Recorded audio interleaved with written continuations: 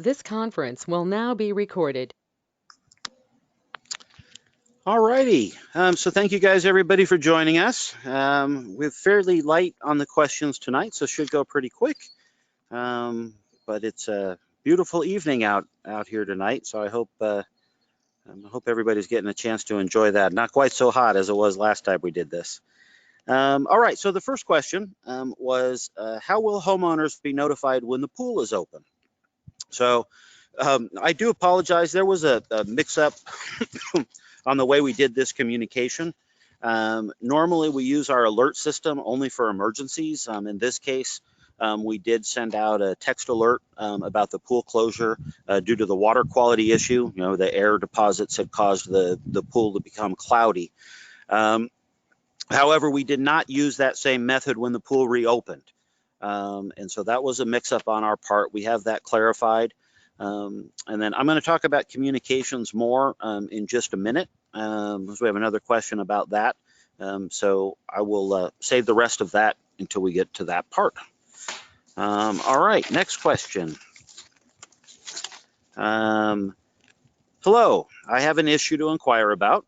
If a person is walking or riding a bicycle on YLP roads, they must do so within the actual car lane, as there are no sidewalks or trails along the side of the roadway. Additionally, if a car needs to pull off of the roadway for any reason, example, mechanical failure, the curbs along the sides of the roads restrict one to stay on the road and in the lane cars are driving on. Because our roads curve up and down as well as side to side, cars can seem to appear out of nowhere, even when keeping under 35 miles per hour. I would love to be able to ride my bike to Hillside Market instead of adding pollution and roadkill to our neighborhood. So my question is whether or not this issue has been raised before, and is anyone else interested or concerned? So thank you very much for your question. The answer to your question is yes, it has been talked about. It certainly is an issue. We've also discussed it from a safety standpoint for people that are walking. They're able to get off the road a little more easily, but it still is very difficult. And on our roads that do have curbs, you are right. You know, one of the benefits of those curbs is that they do help control water runoff, which helps control erosion, but it does lead to the other challenges that you addressed. Personally, I would love to see us have a walkway extend along the length of the parkway, at least tie into the trail system that we have. There are no definitive plans to do that at this time, given the costs involved and the other priorities that we have. But as we, redo roads, we will certainly be looking into that, as at that point the cost would be relatively incremental in most cases. But it is definitely something for further community discussion, and I personally think it would be beneficial. But like I said, there are no definitive plans to do so. We certainly would have to evaluate costs and those things. But I, think it's a wonderful idea for all those purposes that you brought up.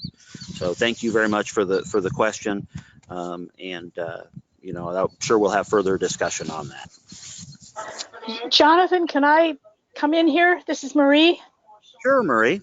Hey, many, many years ago, the board passed a resolution that whenever they worked on the roads to redevelop the road or to replace the pipeline or whatever, they were going to put a walking path alongside the road, especially on the parkway and on Rivas and Corral and whatever they could come up with. So I want you to know that's already been in the thoughts of many people in this park for many, many years. Okay? Yeah, thank you, Marie, for that extra information. That obviously happened before I was here and was unaware of it, that it had gone that far. It was never implemented, obviously. Obviously. But at the same time, we haven't actually replaced any of the roads, I think, since we started the pipeline project.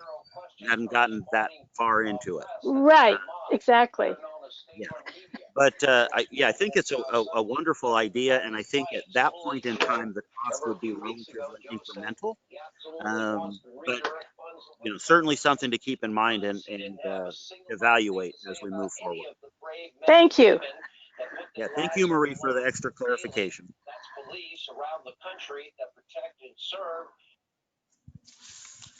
Okay, next question is, it's been several months. Okay, let me go back. Oh, all right, let me read this. Missing U.S. flag at the clubhouse. Idiotic buzz. All of a sudden, they're backtracking 63 days before an election, and Joe and Kamala are attempting. Close that. Marie, turn off your mic. All right, I think we got it. So, all right, missing U.S. flag at clubhouse. It's been several months. Wasn't even up for July 4th. William said we need a boom truck to fix the rope almost 2 months ago. Is this going to be fixed anytime soon? Again, thank you for your question. William is exactly right. The rope that holds the flag to the flagpole at the clubhouse, it broke, and we don't have any tools or any ability to reach the top of the flagpole to run a new line unless we rent a special lift or a special piece of equipment. So we do plan to do that. There's not a definitive date. We generally like to wait until we can use that piece of equipment for multiple things.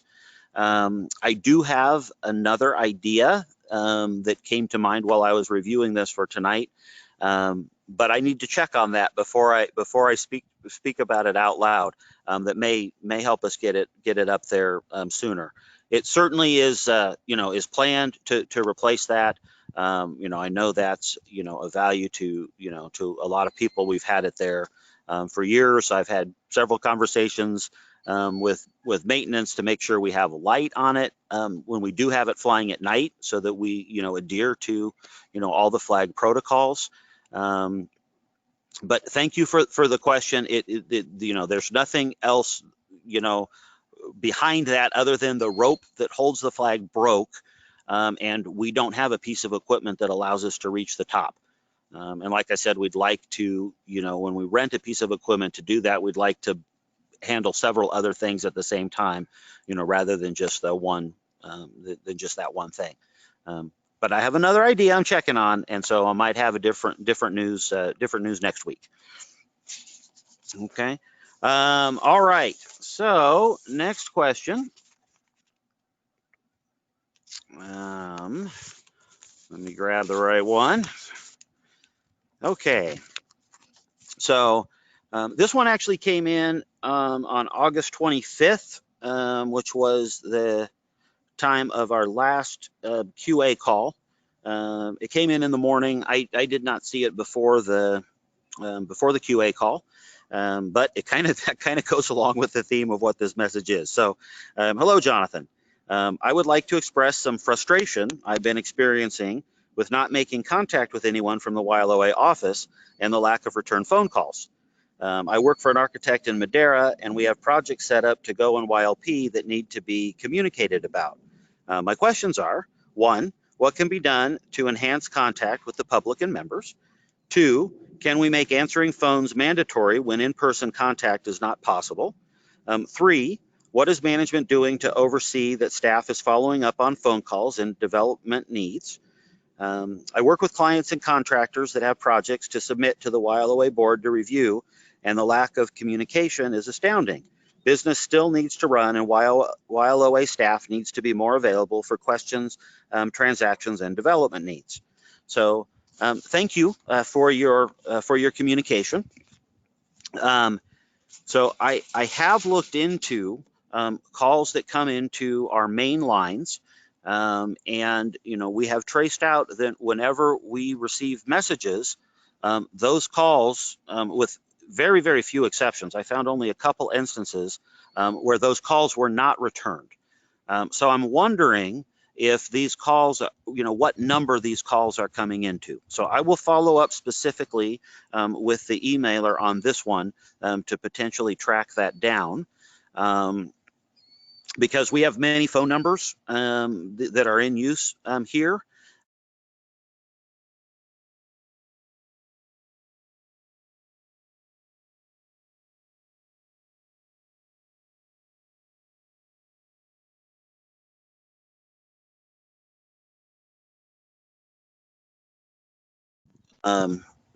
To find out where those calls are coming.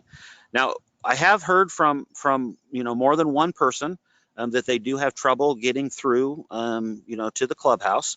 Certainly, we're getting more calls now than we were before. And our current process for receiving calls is that if our staff is already on a call, they stay on that call since they're already helping somebody, rather than interrupt that call to take another call. And so what that means is if they're already on a call, the caller does get routed to voicemail. So, and like I said, those messages, at least on our main lines, where we get the most calls in to our front desk and to the Blue Heron, I looked at that as well. Those calls, with extraordinarily few exceptions, are returned when a message is left. But I do see that we get lots of calls where no messages are left. Okay, so we're evaluating that process. We've actually looked into a couple other options for how to configure the phone system for that. That might work better in these circumstances. So we do hear you, and we are evaluating other things. In addition, there are some other things that we are doing to enhance communication. I'm not going to go into full detail on this call as we're still working on various pieces of that plan. It relates to email communication, as well as phone communication and potentially text message communication. All right, so we think we have some ways to simplify and streamline that, which, if things go as we expect, we would be able to have in place, hopefully but near the end of this month. But we're still evaluating that. But like I said, we do hear what you're saying, and I think there are things we can do to enhance communication. And I will follow up, specifically with this questioner to find out what number they're calling into, and where they're having trouble getting return calls. Because the ones that I've checked, I'm not seeing a pattern of that at all. So maybe the number's coming in somewhere different, and we will investigate and trace that out also, because we do care very much about being accessible and having good communication. We certainly is definitely one of our priorities. And I think we've made a lot of improvements to that over the last couple of years, but I do believe that there are many things we can continue to do to enhance communication on several channels to make it easier for you to get a hold of us in the ways that are easiest for you. So stay tuned on that one. And like I said, I'll follow up with this particular questioner to find more details about their particular experience. Okay. Hey, John, this is Doug. Yeah. Hey, Doug. The first part of that comment that you were, I don't know if anybody else's sound went blank, but mine went blank partway through that and then reconnected. So just to let you know that some people may not have heard everything you just said. Okay. Well, hopefully it gets captured in the recording, but I'll go through a quick summary. So number one, communication is very, very important to us. And if you're not able to get a hold of us, we want to find out why. Number two, I did investigate specifically where the largest volumes of our calls come into the Blue Heron and to our front desk. And I did investigate specifically those calls where messages are left. With extraordinarily few exceptions, those calls are returned. So that I don't see a pattern of calls not being returned. So it's possible that this particular person or other people have called other numbers that might be routed to different departments, or in some cases we still have a couple that go to individuals. So I'm going to follow up on that with specifically with this questioner. The next thing is that we are evaluating other ways to handle calls, as communication is very important to us. We want to make it easy for residents to reach us in the way that is easiest for them. So there are several things we're working on with that, which we think, which are looking promising, and we think that we will be able to make some enhancements round about the end of this month. And let's see, I think there was one more, I think I had one more point in there as well, but I'm forgetting what that one is right now. So I know that COVID has definitely exacerbated, Clubhouse being closed has definitely exacerbated, increased the number of phone calls we get and made communications more challenging. And so we are continuing to evaluate that, look for better ways to make that happen. And thank you very much for bringing that to our attention. If there's anybody else that is having problems, if you do submit a question to QA, if you could let me know what phone number it is that you're calling.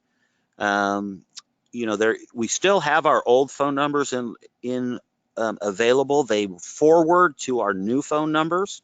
So it's possible there's a connection, a forwarding connection there. Then that might be what's going on.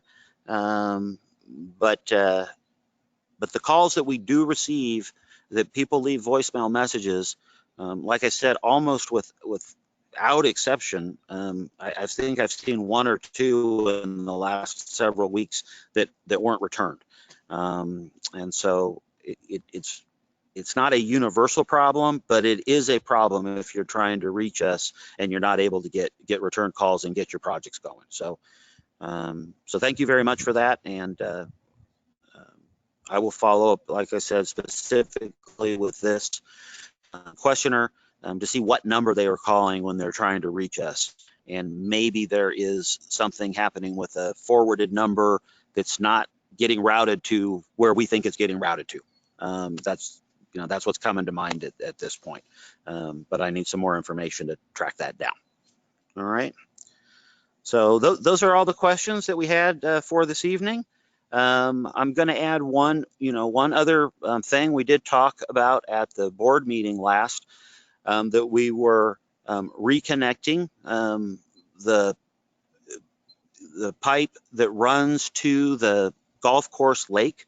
We're reconnecting that to the pump that's at the entrance to the clubhouse. This is something that we've done, that in the past we've done for years. And I want to clarify, because we had a couple questions with people raising concerns about that. This is something that we have been in discussion with the PUC and the State Water Board. And in fact, when they came and did their inspection in December, was something that we discussed with them then. In fact, Ken Harrington had a call with them this week, and the inspector remembered that discussion with Ken. And he also made another point that it actually is better to put water from this well into the lake than to use treated water. The reason for that is treated water has chlorine in it, because we're required to treat our potable water or our drinking water with chlorine. Whereas this well that we're connecting to the lake at the golf course for irrigation purposes, it doesn't quite meet drinking water standards, but just barely.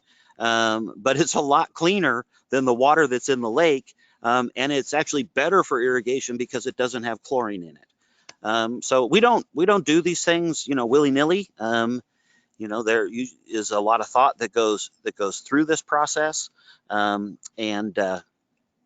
would also like to say that in the past we have used lake water for irrigation in the clubhouse landscaping. It's a similar type of thing there. Any connection that we have from non-drinking water sources, would be completely isolated from our drinking water system. There was no cross connect at all, and would be no cross connect at all. So there's no danger of any type of contamination from that with our drinking water. In fact, the well at the entrance to the clubhouse is physically disconnected from our drinking water supply, and has been for the last couple of years, because like I said, it barely failed the drinking water standards. There still is some hope that in the future that well would be rehabilitated and treated, and we could potentially use it again. That's down in the road. That's down in the future. We're not doing that right now. But there were a couple people that raised concerns, so I just wanted to address that in more specificity and more detail, because this is something that the state is aware of. It's something that's been done for a long time. We've also done that at the clubhouse in past years. We haven't done it super recently, because the line that runs from that well to the lake there had some damage in it. Right, so we weren't able to use the existing pipeline, but it's something that had been done for years, years and years before that. And then as the water board, actually I think it was a gentleman from the PUC that talked to Ken, indicated, it's actually better to not be putting the chlorinated water into the landscaping when we can use, water that, that doesn't have chlorine in it. And then of course it's also less expensive, and it keeps more water in our drinking water supply for serving our homes and houses. Okay, so that's all we got for this week. If there are any quick questions or points of clarification on anything we addressed tonight, happy to address those. Otherwise, love to talk to you guys next week.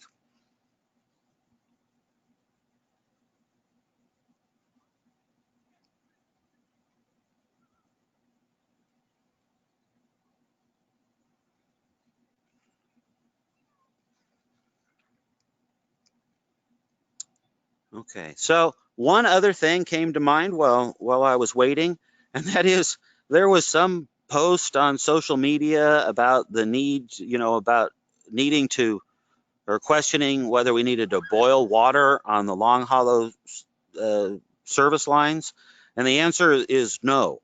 Our system is the same water that was always being used to those homes. The system never went dry. We were able to keep it in service the entire time.